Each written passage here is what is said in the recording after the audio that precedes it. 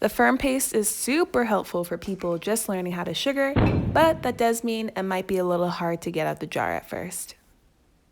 When using your hands, rest your fingers on the surface of the paste and let them sink and ooze down, then pull a glob up and out, and this is all very slowly.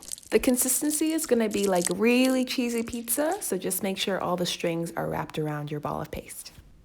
Now, because the weather is cold, your paste might be rock hard.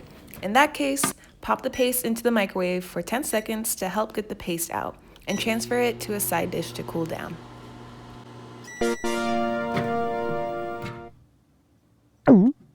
If it's too hard to use your hands, or your hands get sweaty fast, grab a strong metal utensil and pry the paste out. Then transfer it to your hand and start sugaring.